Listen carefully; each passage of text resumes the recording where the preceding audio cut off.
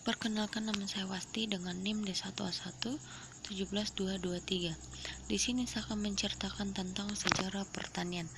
Nah, sebelum kita masuk dalam sejarah pertanian, terlebih dahulu kita akan memahami apa pengertian dari pertanian.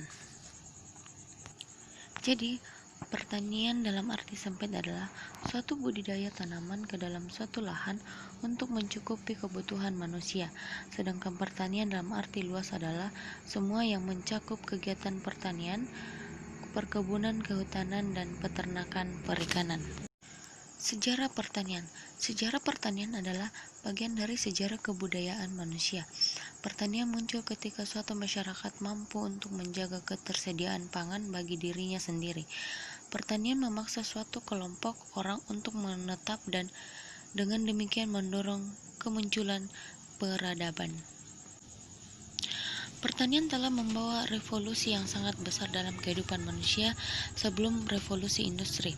Bahkan dapat dikatakan, revolusi pertanian adalah revolusi kebudayaan pertama yang dialami manusia. Kegiatan pertanian merupakan salah satu kegiatan paling awal dikenal peradaban manusia. Nah, menurut para ahli prasejarah, pertanian pertama kali berkembang sekitar 12.000 tahun yang lalu di daerah Timur Tengah dari kebudayaan di daerah bulan sabit yang subur. Di Timur Tengah yang meliputi daerah lembah sungai Tigris dan Efrat, terus memanjang ke barat hingga daerah Suriah dan Yordania. Perkembangan pertanian. Di zaman Mesopotamia yang merupakan awal perkembangan kebudayaan, merupakan zaman yang turut menentukan sistem pertanian kuno. Perekonomian kota yang pertama berkembang di sana dilandaskan dengan teknologi pertanian yang berkiblat pada kuil-kuil, imam, lumbung, dan juru tulis. Tulang punggung pertanian zaman dulu terdiri dari tanaman yang sekarang masih penting untuk persediaan pangan dunia seperti gandum dan barley, kurma dan ara, zaitun dan anggur. Zaman kerajaan penjajahan. Pada zaman kerajaan, bertani merupakan kehidupan pokok rakyat dan sumber penerimaan bagi pemerintah. Penerima negara terutama diri dari pembayaran in natur dan jasa-jasa tenaga kerja penggarap tanah, di mana petani menyisihkan hasil panen dan waktu bekerja untuk keperluan pemerintah dengan pembayaran tersebut sebagai imbalan atas perlindungan pemerintah. Contoh alat yang digunakan petani skala sederhana, yaitu cangkul, parang, dan penggarap. Sifat-sifat kelembanan dan apatisme petani Indonesia sudah mulai terbentuk pada zaman feodalisme abad ke-16 dan 17 sebelum Belanda datang di Indonesia.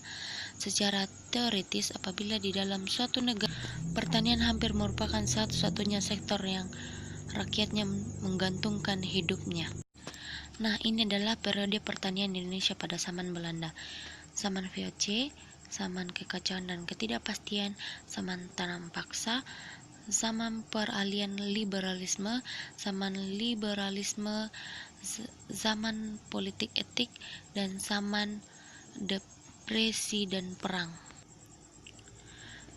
Sistem sewa tanah atau tanah partikulir. Pemerintah sebagai pemilik tanah dan petani sebagai penyewa. Petani wajib membayar pajak bumi sebesar 2/5 dari hasil tanah garapannya. Adapun dampak dari sistem ini adalah yang pertama, eksploitasi tenaga kerja secara besar-besaran. Yang kedua, petani tunawisma di desa yang padat penduduk dengan mudah direkrut menjadi buruh di pertanian atau perkebunan besar. Sistem tanam paksa. Dari sistem ini, kerja paksa merupakan alat alternatif yang paling murah untuk mengurangi biaya produksi pabrik-pabrik gula. Untuk itu, rakyat dipaksa untuk bekerja dari awal sampai proses produksi. Zaman liberal. Zaman ini diberlakukan sistem hak, yaitu hak penguasa tanah selama 75 tahun dengan kemungkinan diwariskan dan diperpanjang. Awal mula inovasi pertanian. Yang pertama, terikat kontrak proletariat. Yang kedua, munculnya sistem kontrak kerja yang ancaman hukum atas pelanggarannya sangat berat. Yang ketiga, permulaan dari sistem yang dianggap menjadi sumber kemunduran petani Jawa.